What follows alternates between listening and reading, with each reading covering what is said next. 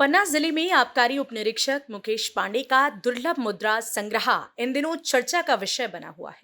उन्होंने वर्षों की मेहनत और रुचि के साथ भारत की ऐतिहासिक मुद्रा विरासत को संजो कर रखा है, जो आज लोगों के लिए आकर्षण का केंद्र बन गया है। डिजिटल करेंसी के इस दौर में जहां लोग धीरे धीरे पुरानी मुद्राओं को भूलते जा रहे हैं, वहीं मुकेश पांडे ने मुगल काल से लेकर ब्रिटिश काल और आजाद भारत तक की अनमोल धरोहर को सुरक्षित रखा है। उनके संग्रह में मुगल बादशाह शाह आलम द्वितीय के समय का रुपया, ओरछा रियासत का चांदी का रुपया, ब्रिटिश काल के तांबे और चांदी के सिक्के, साथ ही पुराने चवन्नी और अठन्नी जैसे ऐतिहासिक सिक्के शामिल हैं। आजादी के बाद के भारत की विभिन्न मुद्राएं और नोट भी इस संग्रह का हिस्सा है, जो भारतीय मुद्रा इतिहास की एक जीवंत झलक पेश करते हैं। यह संग्रह न केवल ऐतिहासिक दृष्टि से महत्वपूर्ण है, बल्कि नई पीढ़ी के लिए भी ज्ञान का स्रोत बनता जा रहा है। इस संग्रह की सबसे खास बात पूर्व प्रधानमंत्री डॉक्टर मनमोहन सिंह के हस्ताक्षर वाले दुर्लभ नोट है।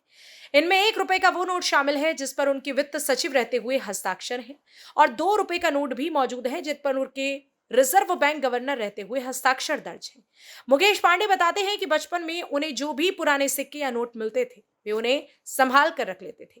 धीरे धीरे ये शौक एक बड़े और दुर्लभ मुद्रा संग्रह में बदल गया। आज उनका ये संग्रह न केवल पन्ना जिले बल्कि पूरे क्षेत्र में चर्चा और आकर्षण का केंद्र बना हुआ है। बचपन से जब जेब खर्च के लिए सिक्के मिलते थे, उस समय सिक्के ही मिलते थे, तो उनमें कुछ अलग प्रकार के सिक्के होते थे। उन्हें देखकर मन में ये विचार आया कि इन सिक्कों को अलग से रखें, और धीरे धीरे ये संग्रह बढ़ता गया।